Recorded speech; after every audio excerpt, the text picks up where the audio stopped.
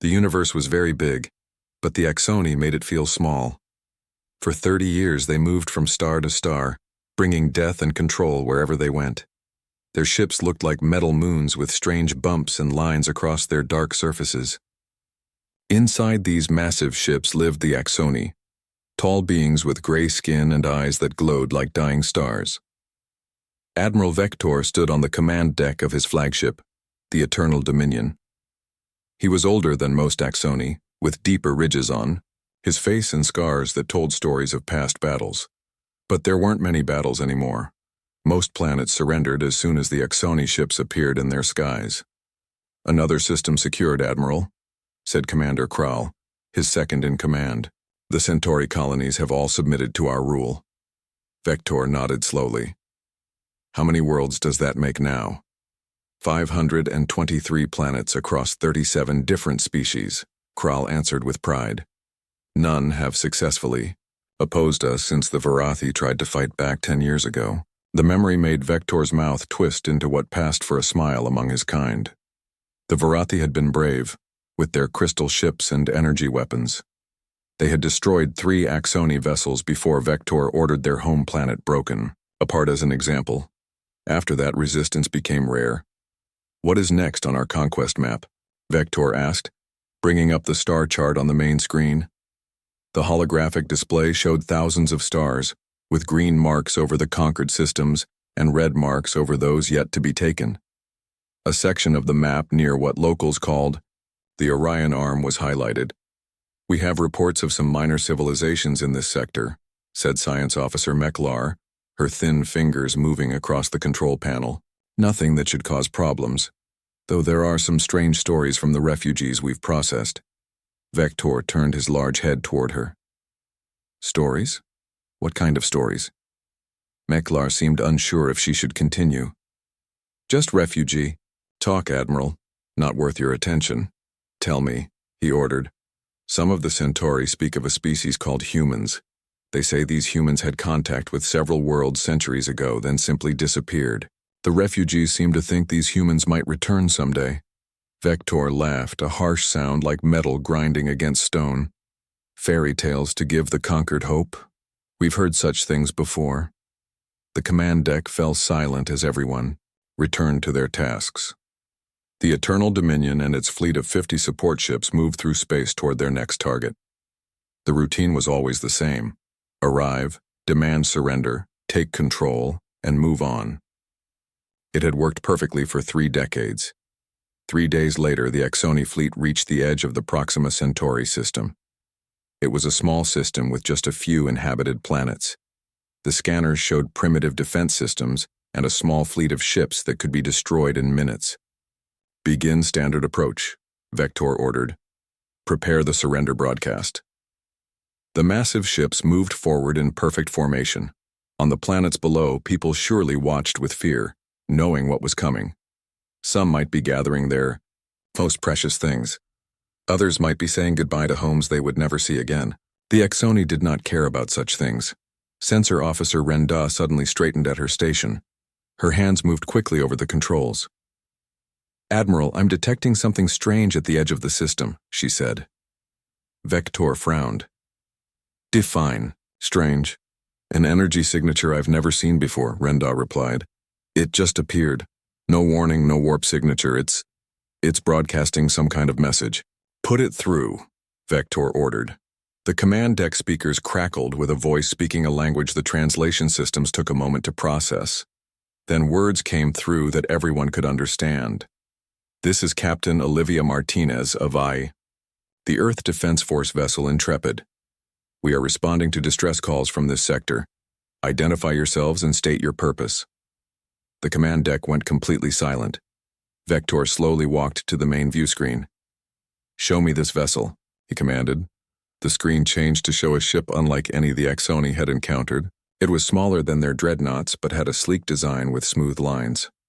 The hull was dark gray with blue lighting along its edges. Strange devices extended from various points, and at its center was an emblem showing a blue and green. "Planet Earth," whispered Science Officer Meklar. "The human homeworld." "Impossible," said Commander Kral. "They're just stories." Vector studied the ship carefully. Open a channel. Let us see these humans. The communication system activated, and the screen changed to show the inside of the other ship. A woman with dark hair pulled back sat in a command chair. Her uniform was black with silver markings on the shoulders. Around her, other humans worked at various stations. They looked soft and small compared to the Exoni. "I am Admiral Vector of the Exoni Collective," he said, drawing himself up to his full height. "This system is now under our protection and control. Your presence is unexpected but changes nothing." The human captain's expression didn't change. "Admiral, we've been monitoring your activities across this sector. Your idea of protection seems to involve conquest and subjugation. That ends today." Several of the Exoni officers made sounds of amusement. A single ship challenging their entire fleet? It was absurd. "You are either brave or foolish," Vector said. "One ship cannot stand against us. We have conquered 37 species and hundreds of worlds. What can you possibly do?" Captain Martinez smiled slightly. "We can show you why humans disappeared from this part of the galaxy. We weren't hiding, Admiral. We were preparing." Vector's patience ended. "Enough talk. Your ship will be boarded, your technology studied, and your crew will join the others, working in our processing centers." He signaled to cut the communication and turned to his weapons officer. "Target their engines. I want that ship disabled, not destroyed. Their technology may be useful."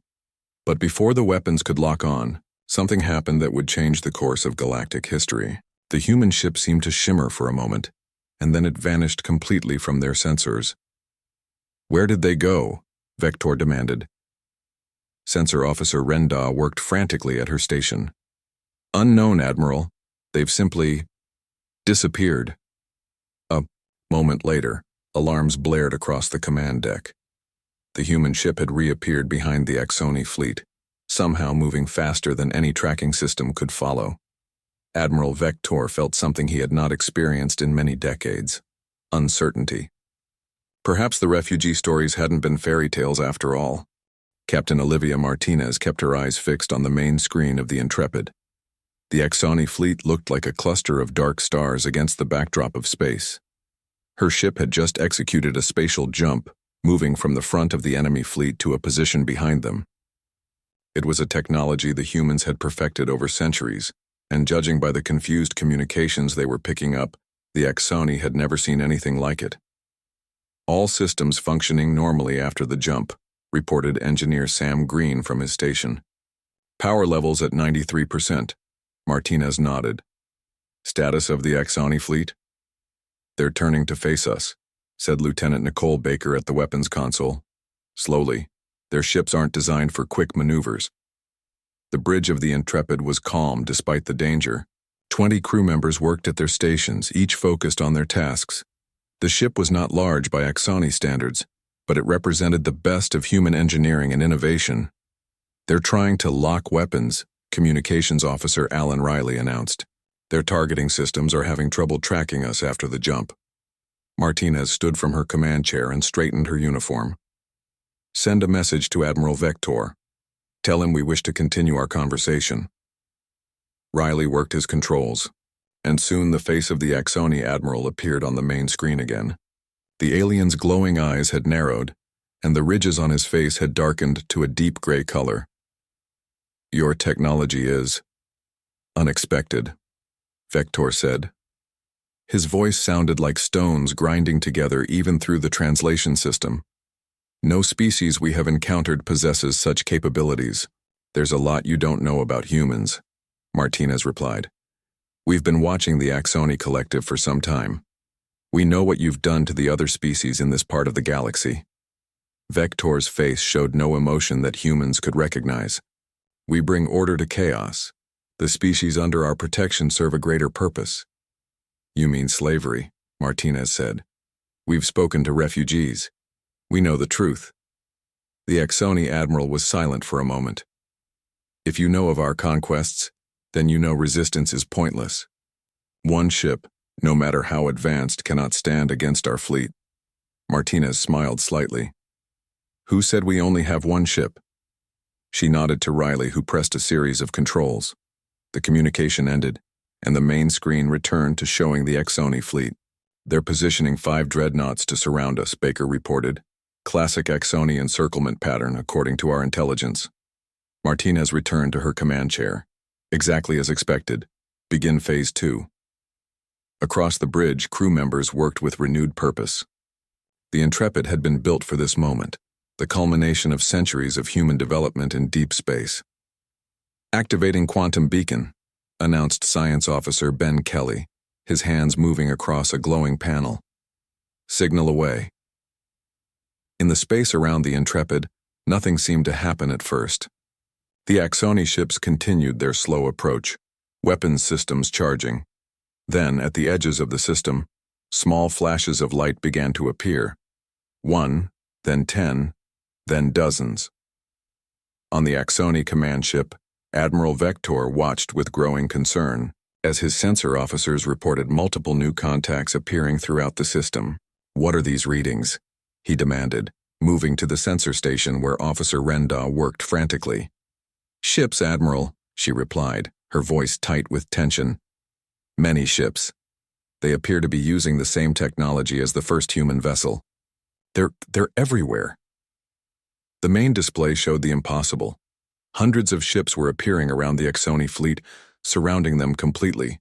They varied in size and design, but all bore the same blue and green emblem of Earth. "Impossible," Commander Krall whispered. "Where did they come from?" "Admiral," Renda said, her voice now shaking. "I'm detecting non-human life signs on many of the vessels. Species matching.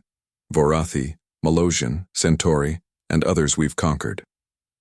Back on the Intrepid, Martinez watched as the Earth Defense Fleet took position around the Axoni ships. 300 vessels, each commanded by human captains but crewed by mixed species, all beings who had suffered under Axoni rule, or descended from those who had. "All ships report ready, Captain," Riley said. "The Axoni fleet is completely surrounded." Martinez opened a channel that would broadcast to every ship in the system, both human and Axoni. "Admiral Vector, this is Captain Martinez. What you see around you is the Earth Defense Fleet. For 200 years, humanity has been building these ships and training their crews. Many of those crews are refugees from worlds you've conquered or their children." She paused, letting her words sink in. "Humanity left known space centuries ago when we detected a gamma-ray burst that would have destroyed our civilization. We traveled to the edges of the galaxy, encountered other threats, and developed technologies to survive. When we returned, we found the Axoni collective enslaving peaceful worlds." On his command deck, Vector stood rigid with shock. No one had ever challenged the collective like this. No one had ever surrounded an Axoni fleet. "You have 2 choices," Martinez continued. "Surrender and help us free the worlds you've conquered, or face destruction. Your conquests end today." Vector turned to his weapons officer. "Target the human command ship and fire all weapons." The Axoni dreadnoughts launched energy beams at the Intrepid, but something strange happened when they reached the human ship. The beams seemed to bend around it, disappearing into small black voids that appeared and vanished in microseconds. "Gravitational deflection shields holding," reported Engineer Green on the Intrepid. "No damage." Martinez sighed and shook her head. "They always choose the hard way. Lieutenant Baker, you may fire the demonstration shot."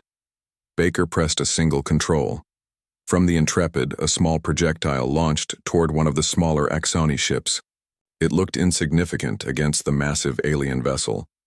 When it struck the Axoni shields, it created a tiny ripple of light. Then the ripple expanded, and suddenly a section of the Axoni ship simply vanished, as if it had never existed.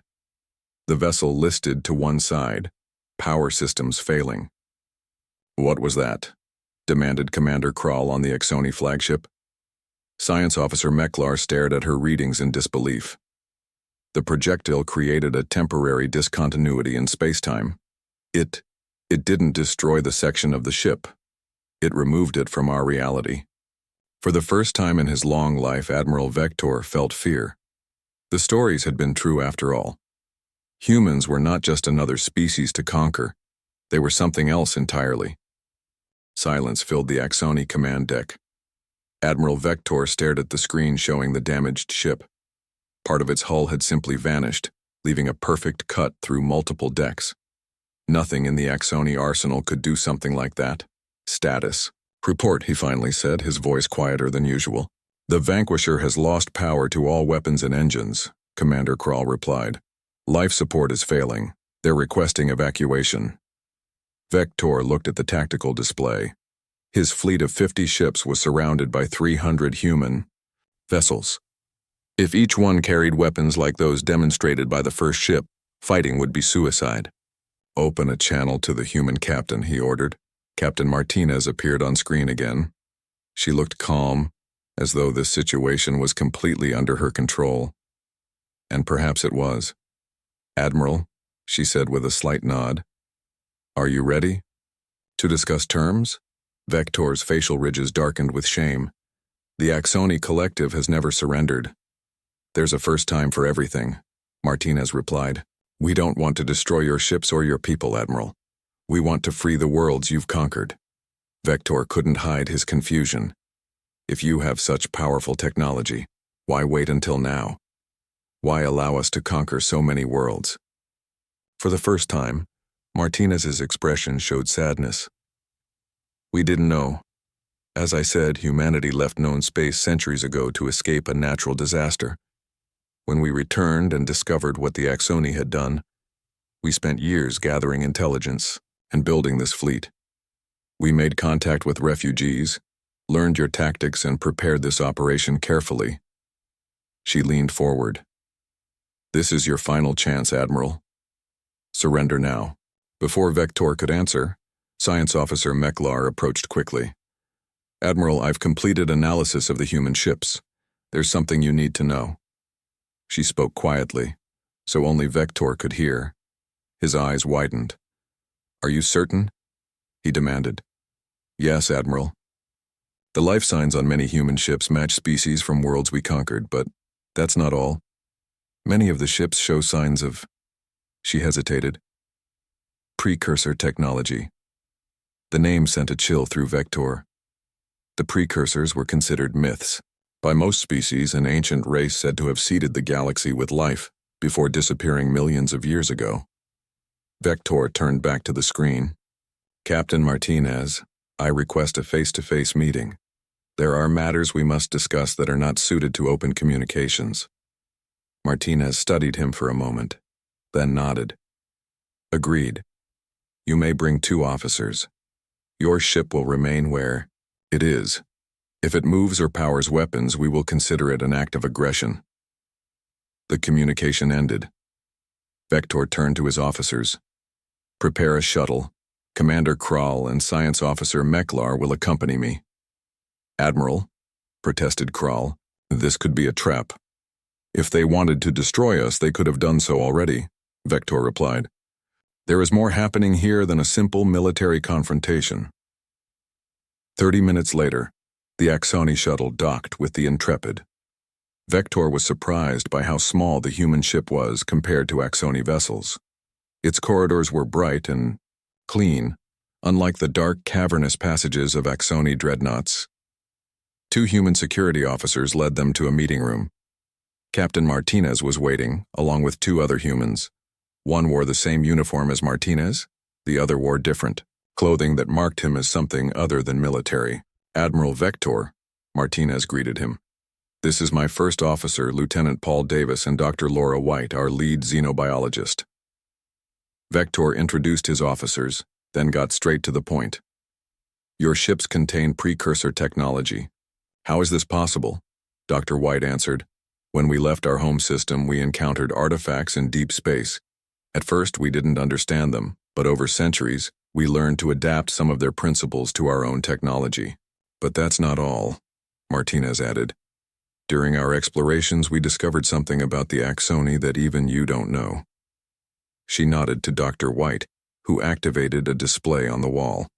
It showed detailed scans of an Axoni body, internal structures, neural pathways, and cellular components. Your people were created, Dr. White said simply. You are artificial beings designed by the precursors as caretakers for the galaxy. Your programming was meant to protect developing species, not conquer them. Vector stared at the display, shock evident on his face. That cannot be true. The Exoni have existed for thousands of years. We have our own culture, our own history. Yes, White agreed, but somewhere in your distant past, your primary directives were corrupted. Instead of protecting species, you began to dominate them. The programming that should have made you guardians turned you into conquerors. Commander Krall stepped forward, angrily. These are lies. The Exoni are superior by nature, not by design. Martinez raised a hand. We can prove everything we're saying. More importantly, we believe we can help restore your original programming. Why would you help us? Vector asked. After what we've done to so many worlds? Because that's what humans do, Martinez replied. We fix things. And because the galaxy needs the Exoni as you were meant to be. Protectors, not tyrants. Meklar had been studying the scans carefully. Admiral, she said quietly, the data matches anomalies I've observed in our neural patterns. It would explain much about our collective consciousness, our hive mind capabilities. Vector felt his world shifting beneath him. Everything he believed about the Exoni, everything that had driven their conquest for centuries, might be based on corrupted programming rather than natural superiority. He looked at Martinez. If what you say is true, what happens now? A ceasefire. First, she said. Then we work together to free the conquered worlds and restore your people to their original purpose. It won't be easy. Many species have suffered under Exoni rule. They won't forgive quickly. And if we refuse? Krall demanded. Martinez's expression hardened. Then we remove you. The choice is yours, but know this. Humanity didn't come back just to win a war. We came back to restore balance to the galaxy. Vector knew the choice before him would change the course of Exoni history forever. If humans could truly repair what had been corrupted, perhaps the endless drive for conquest that had defined his life might finally cease. I need to consult with the collective, he said finally. Martinez nodded. You have 1 hour, Admiral. Choose wisely. Admiral Vector returned to his ship with his mind in turmoil. The revelations from the humans had shaken him deeply. Could it be true? Were the Exoni created beings, their purpose corrupted over millennia? In the private chamber connected to the command deck, Vector, Commander Krall, and Science Officer Meklar gathered to discuss their options. We cannot trust the humans, Krall insisted. This could be a trick to make us surrender without a fight. Meklar shook her head. I've reviewed the data they provided. It explains too many things about our biology and our collective consciousness. I believe they are telling the truth. Vector stood by the viewing port, looking out at the human fleet surrounding his ships. If they wanted to destroy us, they could have done so already. Their technology is clearly superior to ours. What of the collective? Krall asked. We must consult with the High Command. Vector turned to face his officers. The distance is too great for real-time communication. We must decide here and now. He activated the ship's internal communication system. This is Admiral Vector. All section leaders report to the strategic chamber immediately. 20 minutes later, the chamber was filled with the highest-ranking Exoni from the fleet. Vector explained everything the humans had revealed, including the evidence about their origins. If this is true, said Weapons Master Grek, it changes everything we believe about ourselves. Fleet Coordinator Jev nodded.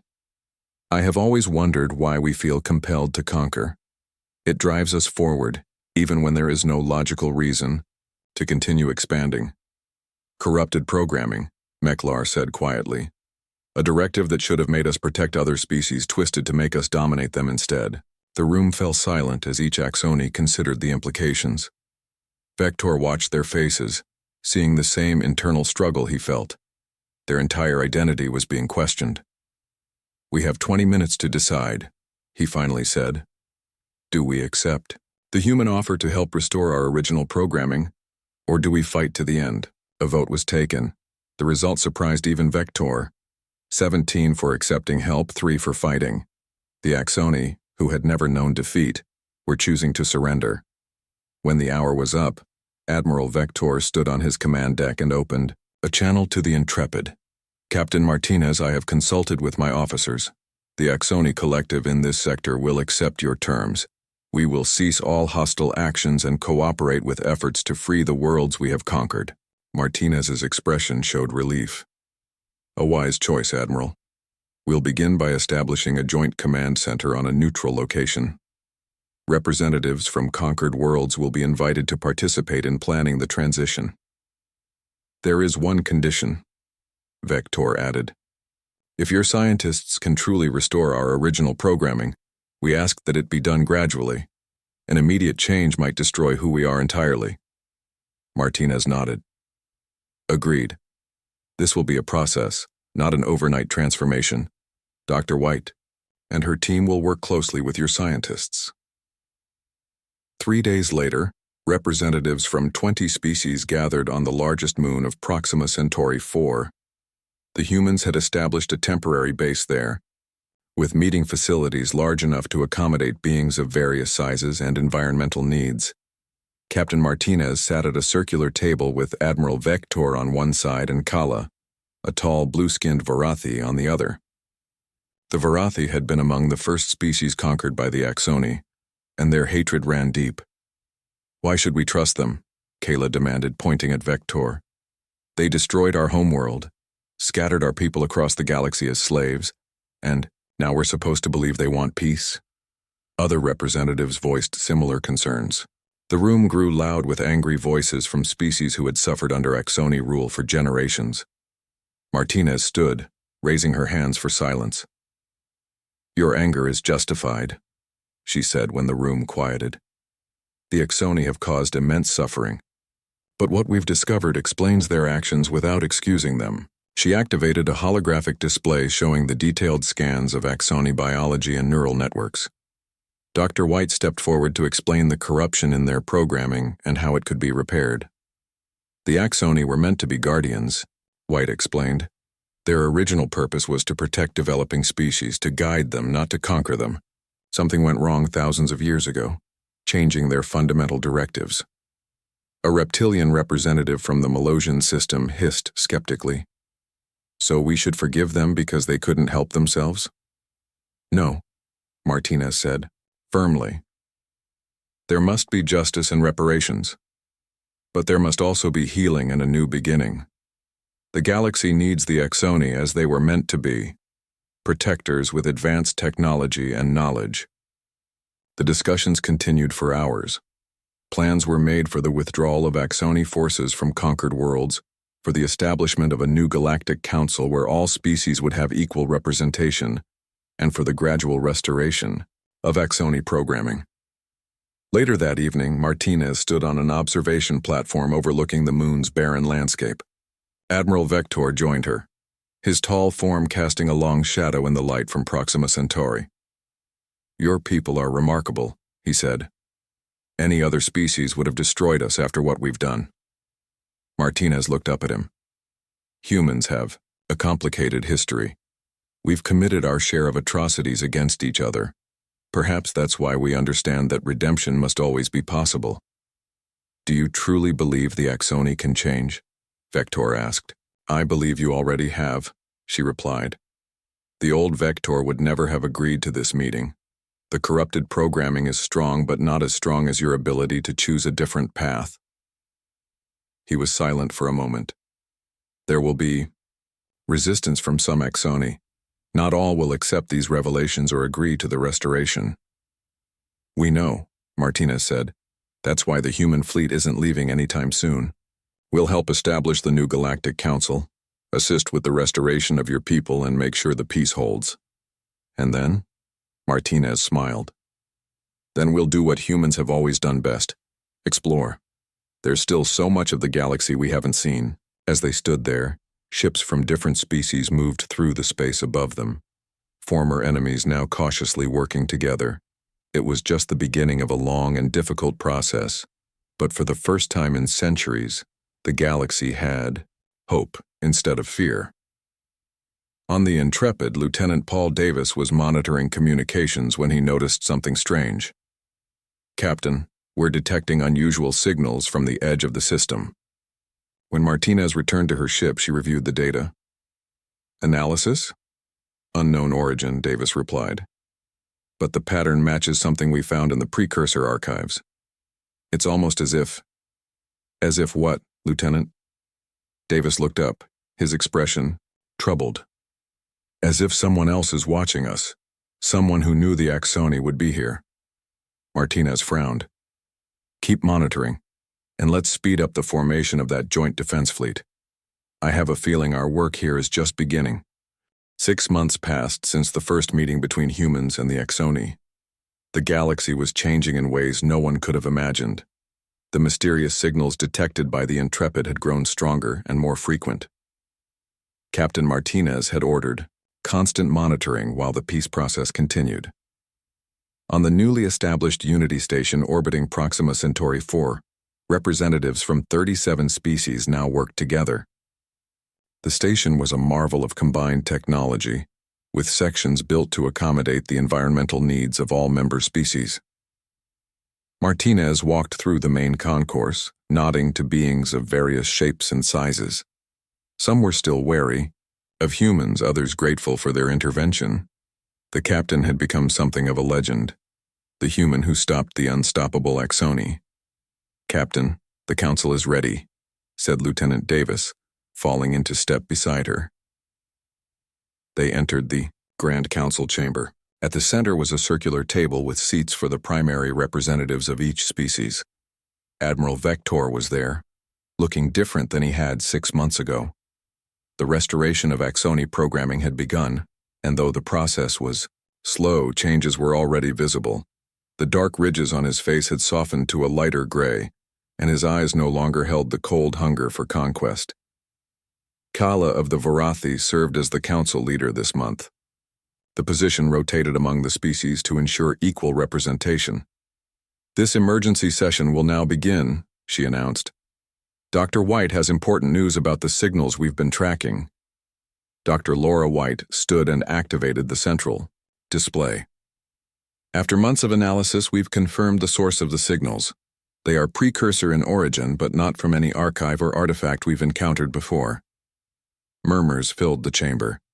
The precursors had vanished millions of years ago, leaving only fragments of their advanced technology scattered throughout the galaxy. "We've managed to decode part of the message," White continued. "It appears to be a warning."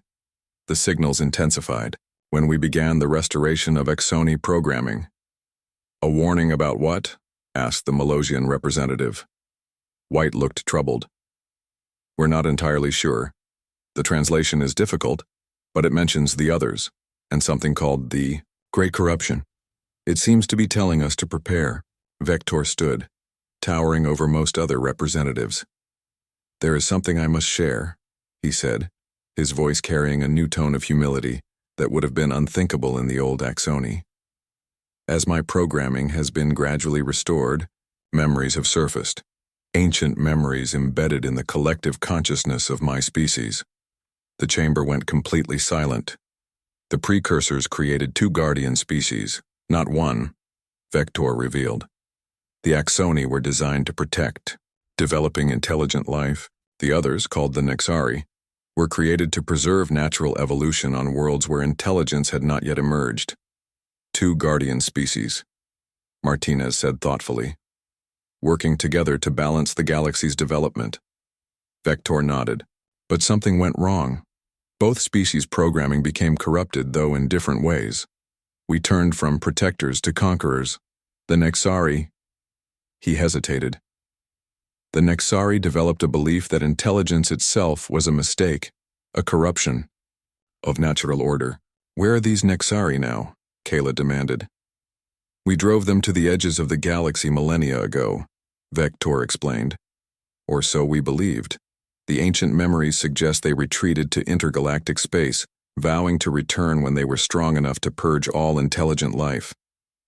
Martinez exchanged a worried look with Dr. White. The signals intensified when we started restoring the Axoni. What if the Nexari detected the change? What if they've been watching, waiting for a sign of precursor technology being reactivated? Doctor, White quickly accessed the decoded portions of the signal again. The warning, it's not just about corruption. It's trying to tell us the Nexari are returning. A new alarm sounded throughout the station. The main display switched to show the edge of the system. A massive distortion was forming in space, unlike anything they had seen before.